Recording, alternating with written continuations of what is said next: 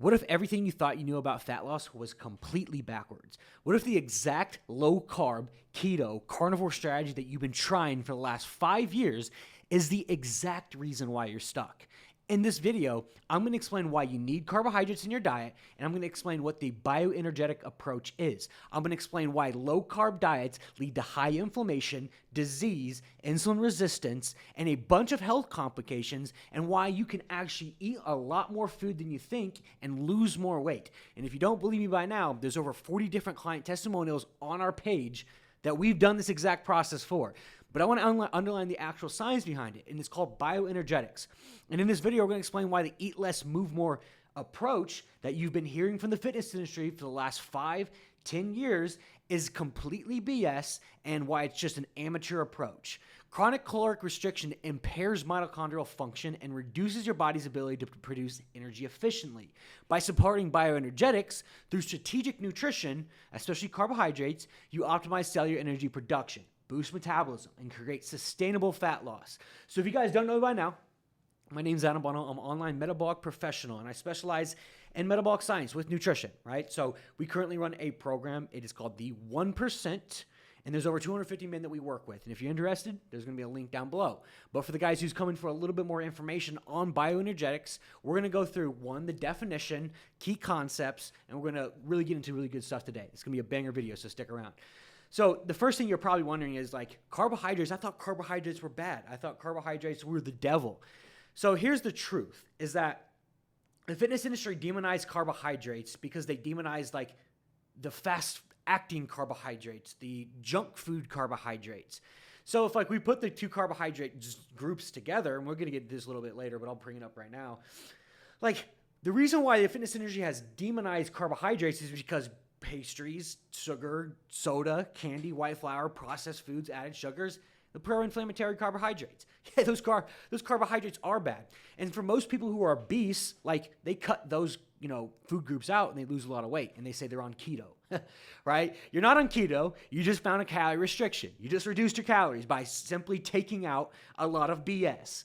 So on the other end of the spectrum, there are anti-inflammatory carbs. Yes, like good carbs, healthy carbs, carbs that increase the amount of energy your body burns at rest, like sweet potatoes, white rice, cream of rice, oats, quinoa, brown rice, beans and lentils, fruit and vegetables. So, like, the first thing I always get is like, oh, I thought, like, carbohydrates were, like, demonized. Like, I thought carbohydrates are bad.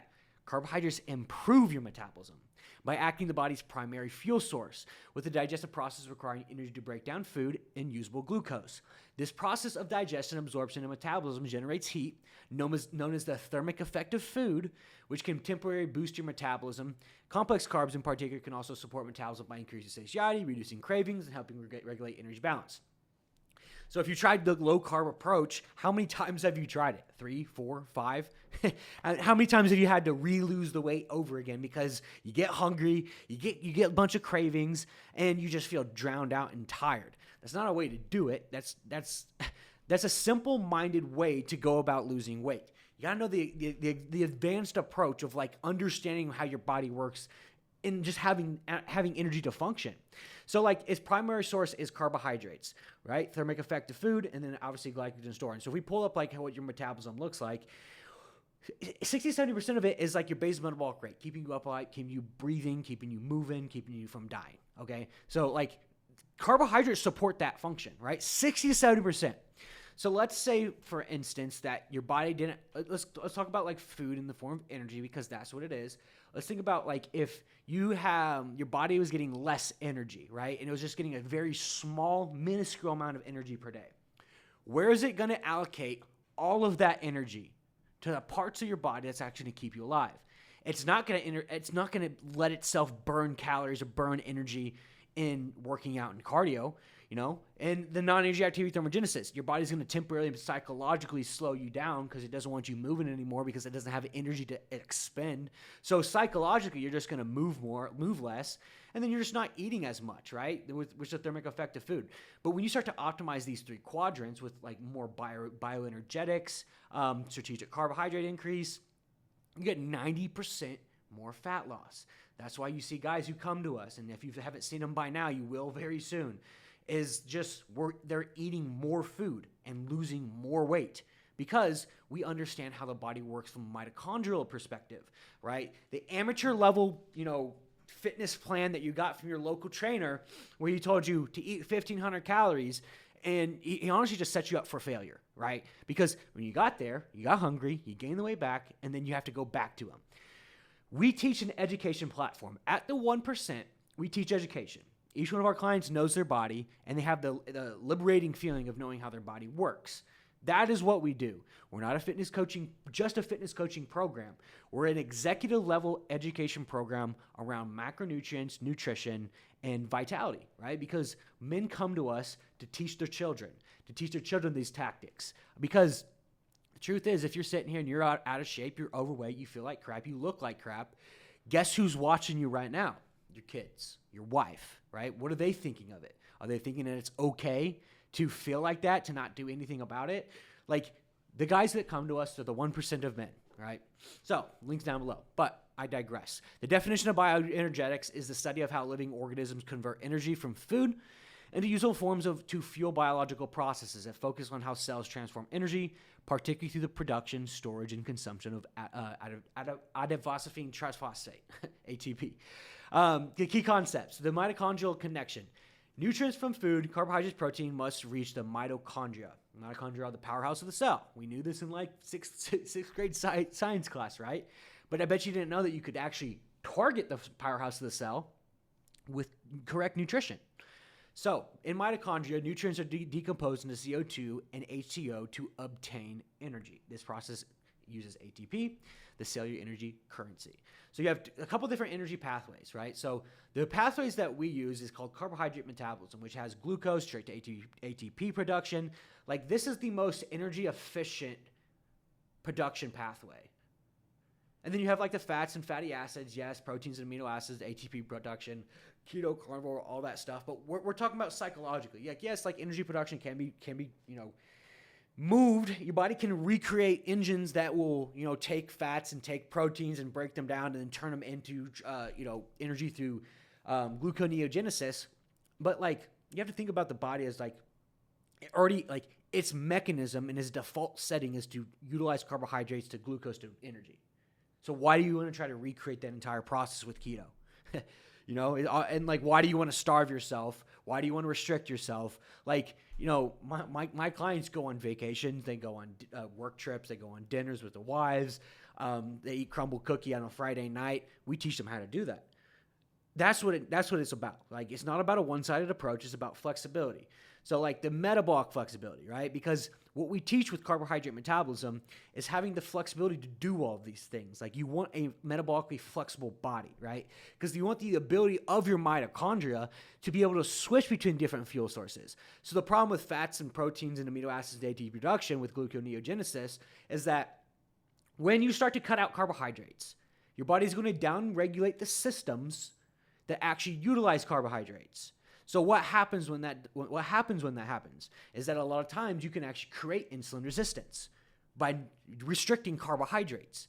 That's why every time you add carbohydrates, you probably feel brain fog, feel like crap, is because like your body has down-regulated the systems because it doesn't think it needs it anymore because you're using systems that for keto, right? So like they actually did a study about this, and I'm going to show you real quick. And this is why I pull it up. Is that low carbohydrate intake correlates with trends of insulin resistance and metabolic acidosis in healthy lean individuals, right? So both obesity and poor diet are considered major risk factors in triggering insulin resistance and development of type 2 diabetes, owing to the impact of low carbohydrate diets such as keto diet, the Atkins diet on weight loss individuals with obesity. These diets have become effective strategy for healthy lifestyle. However, the impact of ketogenic on IRS is healthy individuals on normal weight has been less well researched. This study presents a observational study that is aimed to investigate the effect of low carbohydrate intake in healthy individuals on normal weight. So what they're saying is that, okay, if you're overweight and you just simply need to eat less calories, you cut out some of these sugary drinks right here, and like you lose weight, and now like you tell the world, oh, I did keto and lost 70 pounds. It's like, no, you just stop eating like complete trash. You start treating your body better. And so like you're not on keto, you just went into calorie restriction. Sorry. But anyways, like the nutritional impact on bioenergetics, getting into like more diet quality, is that micronutrients, vitamins, minerals, essential fatty acids, amino acids are critical for optimizing mitochondrial function. So like the vitamins and minerals that you actually get from carbohydrates are great for your gut, like gut microbiome and like probiotics and prebiotics. I don't know if you've ever seen the guys on keto, or maybe you're on keto right now. Sorry. But like you understand like the gut that you get with the lack of digestion, that's a bunch of cortisol, but also lack of probiotics and prebiotics in your nutrition. So it's critical optimal mitochondrial function. So bioactive compounds support the cell, mitochondrial metabolic axis. Poor diet quality can lead to mitochondrial dysfunction. Kind of like we said right here.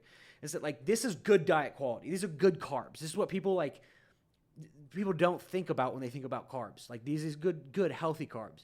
But the industry has like put such a heavy emphasis on low carb because they're trying to cut all these, added sugars and processed stuff out, is that like people underestimate the actual power of like actually healthy carbs, right? So anyways, getting into like diet quantity, high fat and or high sugar diets can negatively impact mitochondrial function. Caloric intake affects metabolic flexibility. Chronic caloric restriction can impair bioenergetic efficiency. If you're eating under 2,000 calories, this is a wake-up call. That's why you're stuck. You hit the end of the road. It's time to turn around. And high-fat diets as well, right? Because like the keto diets, what are they? High fats. What are the carnivore diets? High fats, right? So these guys because by definition, like if you cut carbohydrates out, you're gonna have a higher fat diet just by it just makes sense because you're going to eat more fats, you're going to eat more proteins, you're going to have a higher amount of fats in your diet. But that's the problem, is that like a lot of the guys that come to us are on a super high fat diet, and we have to cut their fats down. We have to utilize carbs to create more of an bioenergetic impact. Also the guys with caloric restriction. So this is one of our clients, Mitch, 1,300 calories a day, low carb, tired, fatigued, irritable, hungry, poor sleep, brain fog. You know what? He got up to, I believe, almost 3,200 calories on the right. So like the effects of caloric restriction is that like this is kind of like your baseline, right? You lose weight, you hit a plateau, you lose weight, and then you crash your metabolism. And low carb diets generally increase cortisol because caloric restriction acts as a physical and physiological stress on the body. Studies have shown that both in limiting food intake and the mental aspect of meticulously tracking food elevate cortisol. So physical stress and like just psychological stress. But this is what people like can completely mess up because people think it's just like eat less, do no carbs. And secretly do they know that they're actually destroying their metabolic flexibility. They're creating insulin resistance. They're creating blood sugar issues. They're creating high inflammation and chronic inflammation that's actually giving them worse diseases. We actually have improved and reversed a crap ton of diseases within men by this approach. Because when you understand how everything works on the mitochondrial perspective, you can manipulate health because you're giving the body more energy to heal itself, right? You're increasing and giving the body a more ability just by positively impacting, mitochondrial function and mitochondrial energy efficiency. So the connection to metabolic syndrome, mitochondrial dysfunction, as common as hallmark is of the metabolic syndrome. Poor biogenetics contribute to, like we said, insulin resistance, obesity, inflammation, metabolic disease. So when you start to hit these levels of like it's called metabolic gridlock. So why you want metabolic flexibility and what metabolic gridlock is mitochondrial metabolic gridlock. Refers to a state where the body's mitochondria responsible for energy production become inefficient at switching between the two differentiating fuel sources, glucose and fat. So this is like the whole carbohydrates versus fats, right? If you're not optimizing for one, that's when you create a terrible disaster for fat gain. Think about it like this. It's like if we have high carbs, then the body is going to start burning more carbs. But we have to have low fat to make that true. On the opposite end, we have to have if we want high fats, you have to have low carb for it to fully transmission into actually using ketones and burning those fats for energy. But if we have both high fats and high carbs, aka the traditional American diet, what happens is that it doesn't know which one to actually go choose from. So like a state where the body is responsible for just inefficient at switching between the two because you've like built up so much like fats and carbs that like your body starts to create actually insulin resistance. This leads to a buildup of metabolic processes and disruption in the body's ability to respond to fluctuating energy demands, contributing to metabolic dysfunction and disease. So metabolic flexibility, right? And so the consequences, get this, the impaired metabolic function can contribute to weight gain, insulin resistance, fatigue, and the increased risk of developing chronic disease like type 2 diabetes. So the guys who are out there, maybe you have insulin resistance, maybe you have trouble gaining weight, maybe you have trouble with fatigue, maybe you have borderline type 2, and you've been doing low carb. That's the reason why you're stuck. And you can reverse a lot of these health issues by simply just understanding how like energy is actually utilized in the body.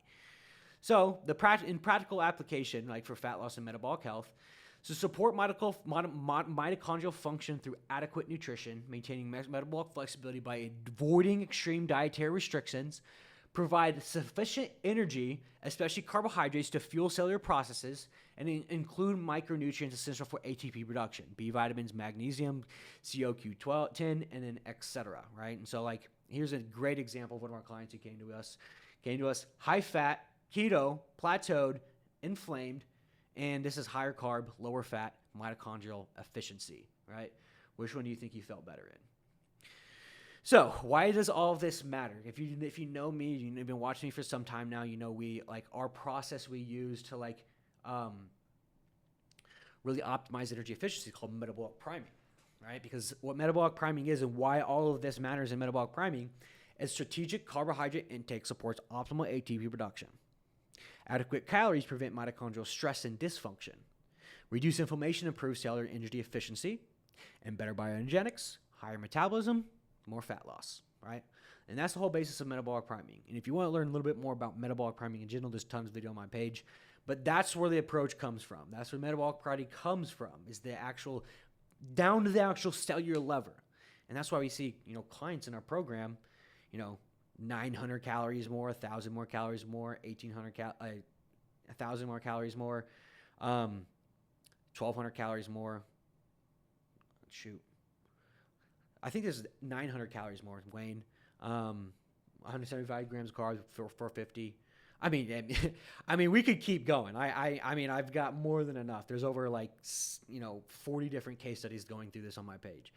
But anyways, like I mentioned, if you've been following the low carb dieting approach for some time now, this should be an eye opener from you. You should start to see is like, well, this is the reason why you're stuck. And it's because you've been looking at it wrong. It's not your discipline. It's not your willpower. It's the information that you have. Because if you have the right plan and you execute the right plan, it becomes simple. And I never tell anybody that what we do is easy, but it is simple, right? Because when you have the right plan, it's just execute. And that's what we do. So if you're interested to be a part of the 1% of men who don't take average for an answer, the link will be down below. Sign up for a time, jump on a call with our team, see if you're a good fit for work with us. But with that being said, I hope you like this video. Like, comment, subscribe, and I'll see you guys next time.